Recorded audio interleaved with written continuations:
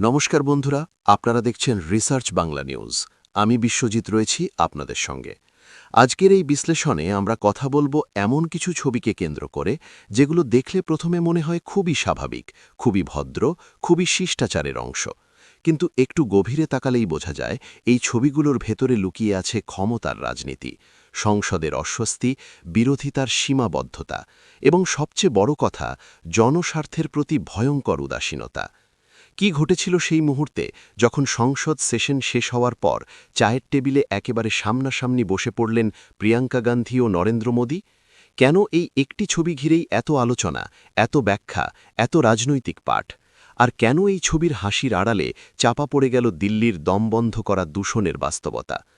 সংসদের এই সেশন এমনিতেই ছিল অত্যন্ত সংক্ষিপ্ত।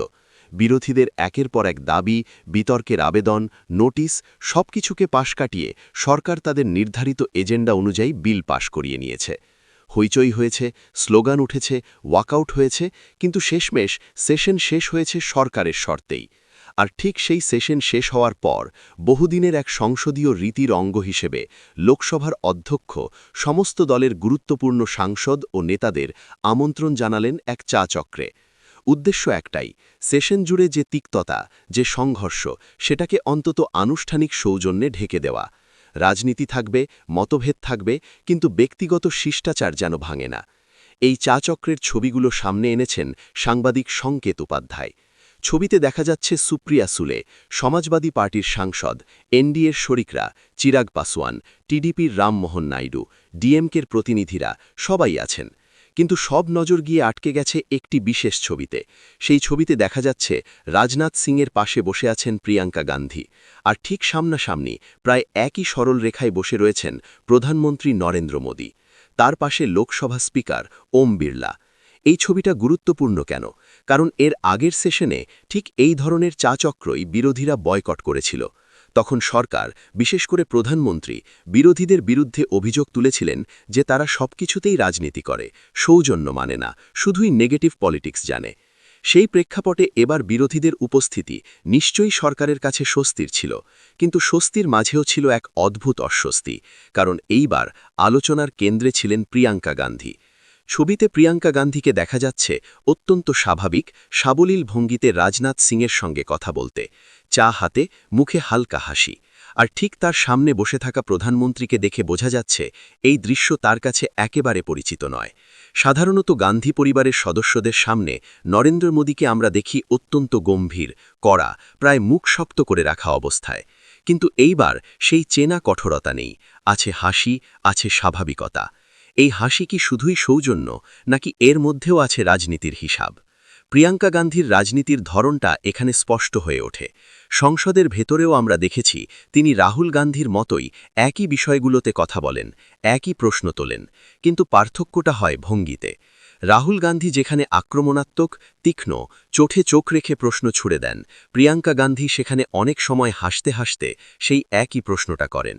তার কটাক্ষে থাকে নরম ব্যঙ্গ, তার কথায় থাকে সৌজন্যের মোড়কে লুকানো তীব্র আঘাত। ওম বিড়লা তাকে টোকালে তিনিও হাসি মুখেই উত্তর দেন। বক্তব্য বদলায় না, শুধু ভাষা বদলায়। এই সেশন জুড়েই প্রিয়াঙ্কা গান্ধীর উপস্থিতি ছিল চোখে পড়ার মতো। কংগ্রেস নেতৃত্ব স্পষ্টভাবেই চাইছে সংসদের মঞ্চে তিনি আরও সক্রিয় হন। তার একাধিক কারণ আছে। ১. প্রিয়াঙ্কা গান্ধীর হিন্দি অত্যন্ত সাবলীল, প্রাঞ্জল এবং স্ফুটস্ফুট। ২. তিনি জটিল বিষয়কেও সহজ ভাষায় হালকা ভঙ্গিতে তুলে ধরতে পারেন। সংসদের বাইরে দূষণের ইস্যুতে প্রথম যে মুখটা সামনে এসেছিল সেটাও ছিল প্রিয়াঙ্কা গান্ধীর। পরে সংসদের ভেতরে রাহুল গান্ধী সেই দাবিকেই তুলেছিলেন, কিন্তু সরকার তাতে কর্ণপাত করেনি। এখন প্রশ্ন হচ্ছে, এই চা চক্রে কি সেই দূষণের কথাই উঠেছিল?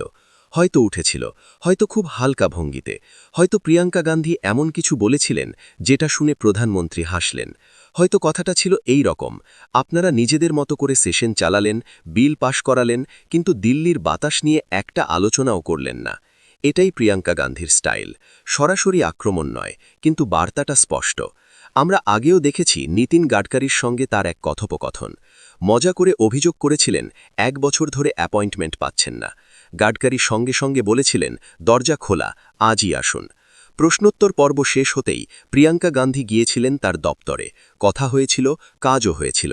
এখানে প্রশ্ন উঠতেই পারে একজন সাংসদ হিসেবে তিনি তার প্রভাব খাটাচ্ছেন কিনা, কিন্তু বাস্তবতা হল তিনি একজন নির্বাচিত প্রতিনিধি, দলের শীর্ষ নেতৃত্বের অংশ। নিজের এলাকার স্বার্থে কথা বলাটা তার অধিকার। কিন্তু এইসব সৌজন্য, এইসব হাসি, এইসব শিষ্টাচারের ছবির আড়ালে যে বিষয়টা চাপা পড়ে গেল সেটা ভয়ঙ্কর, সেটা হলো দূষণ। আজ ১৯ তারিখ পর্যন্ত সংসদের সময় ছিল। রাত ১২টা পর্যন্ত সংসদ চলতে পারত। গভীর রাতে বিল পাশ করানো গেলে দূষণ নিয়ে কেন আলোচনা হলো না? কেন ২-৩ মিনিটের মধ্যে সংসদ অনির্দিষ্টকালের জন্য মুলতুবি করে দেওয়া হলো? চা তো সন্ধ্যাতেও খাওয়া যেত।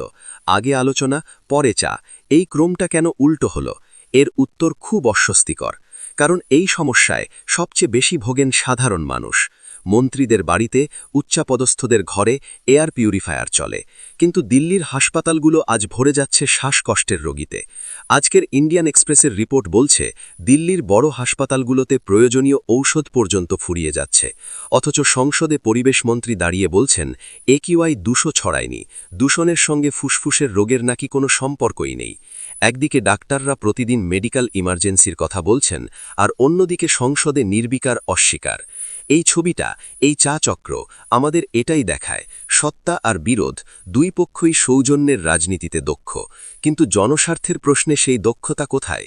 বিরোধীরা হইচই করতে পারে, সরকার উপেক্ষা করতে পারে, আর শেষে সবাই একসঙ্গে বসে চা খেতে পারে, কিন্তু যে বিষ ঢুকছে আমাদের ফুসফুসে সেটা নিয়ে কারো তাড়া নেই। রাজনৈতিক বিশ্লেষণ অনেক রকম হতে পারে। কেউ বলবেন এটাই সৌজন্য, কেউ বলবেন বিরোধীদের করার মতো আর কিছু ছিল না। আমি কাউকে দোষারোপ করছি না, কিন্তু এই ছবিটা একটা নির্মম সত্য সামনে আনে। এই সমস্যাগুলো আপনাদের নয়, আমাদের। আপনাদের ঘরে বাতাস পরিষ্কার, আমাদের ঘরে নয়। আপনারা হাসতে পারেন, আমরা হাঁপাই। মোদিজি একবার বলেছিলেন, মৌসুম কা আনন্দ লিজিয়ে। আজ সেই মৌসুমে আমরা শ্বাস নিতে পারছি না। তবুও সংসদে হাসি আছে, চায়ের কাপ আছে, সৌজন্য আছে, শুধু নেই জরুরি বোধ। বন্ধুরা, আপনারা কি মনে করেন, এই ছবিগুলো কি শুধুই সৌজন্যের, নাকি এর ভেতরে লুকিয়ে আছে এক গভীর উদাসীনতার বার্তা?